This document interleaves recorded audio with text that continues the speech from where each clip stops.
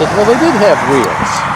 If it made sense to have a wheel, and this was a place that it made sense to have a wheel here, because you could roll the rock, put a wheeled rock on an axle, with a wooden axle through a rock. We believe that they had a rock here that they would roll back and forth as an easy way to grind corn. Okay, so this was called the National Grinding Mill of the native women's who were here grinding their corn, and it's something that was noted in some of the colonial literature, but we've yet to find any native stories about that, partly because the native people lost their history. When 90% of the population died, that included many of the elders who could tell stories. They don't have that. They were also driven out at the end of the King Philip War. So the people who carried the history were gone. And the only history that the native people have today is the English version and their own interpretation of what they've read. Okay?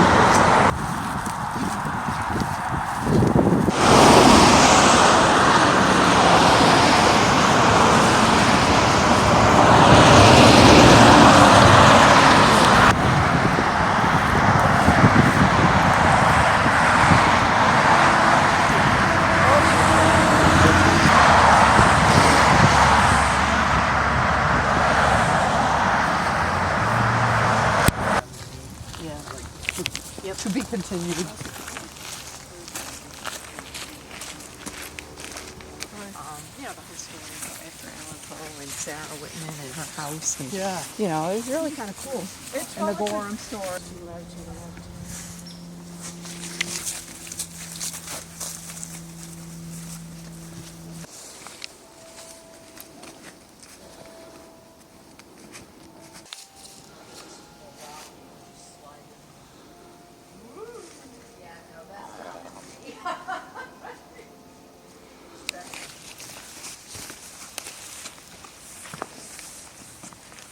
Problem never is going up. My problem is always going up. Yeah. Well. Although this, you could get up here. I was wondering. Yeah, I mean, this doesn't look bad.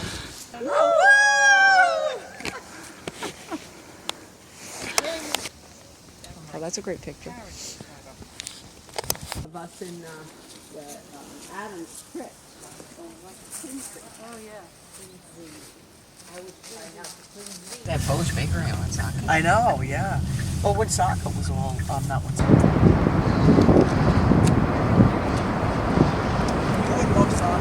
I wanted to come here because I want you to imagine being Weedamo. So, and Weedamo was the sachem of the Picassets. And she had all of this area down towards Little Compton was Picasset area, and up into Freetown. And this area, the Quequechan, we're going to go over there and look, the Quequechan River is out here into the Taunton River, and this was called Quequechan with a D at the end. So Quequechan, I think the Quequechan River doesn't have a D. And she was a magnificent princess. And history says there's a history of a woman by the name of Mary Rollins who was captured during Kingsville War. And she went with Weedamo and her husband Sutta from place to place, and she talked about her and how she was a magnificent queen and how she dressed herself up and powdered her hair and had beads, and every day this is how she dressed up, and that she was very magnificent. So I always find her fascinating, but poor old Weedamo, she met her end somewhere along here during King Philip's War. David thinks it's out on Winslow's Point. I don't know. She tried to swim, so they were chasing her. So we talked a little bit about how the Narragansetts had chased her, that then they, massacred at the Great Swamp Massacre. And she escaped, and she came back up here to her land of the Picassets. And to escape, she tried to swim across the river, and they don't know whether she had, she was on a raft or some logs or something. And the story says they don't know whether they found her half drowned and she killed herself, or if she was dead when they found her. But she tried to swim across the mouth of the Taunton, and when the colonists found her, they mutilated her body and beheaded her. And they took her head up to Taunton, up that way, and they put it on a pole for all of her warriors that they had captured. And there was great lamenting of all of these warriors up there. And from what I read, the head stayed there for about 40 years on this pole. So what a sad end. But she married 5 times. Her most famous husband was Wamsuta, but she was the sachem of the Picasset. So her marriage to Wamsuta was a kind of like one of these arranged marriages. So to make power between the two different peoples. But he was not very nice to her. So what he did, she trusted him, and he was higher than she was because he was the Massasoits. He was the Massasoit at that point. And he was selling her lands. And if you remember what Dave said, all of their lands, it wasn't that you owned the land was for everyone to roam and free. He was selling the land to the English, which meant something very, very different to her, to the English, than it did to the native people. So she kind of got a little upset with him. But then, and he was Alexander, and then when he died, she married 3 more times. She had 2 children.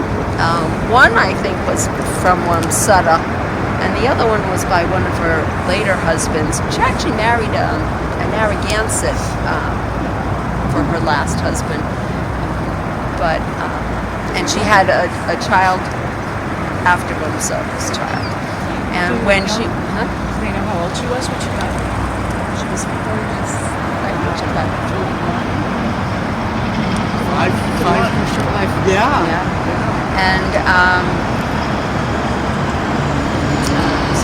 And her children, they captured her children and they were sold into slavery. But I just wanted to kind of give you a feel of all of this was, Yeah. but it was all cleared. The Quicklesham River. But this was the river. Oh my goodness. But when we go up there, the falls were 130 feet. And so this is where Weedamo lived with all of the Base of the world as well.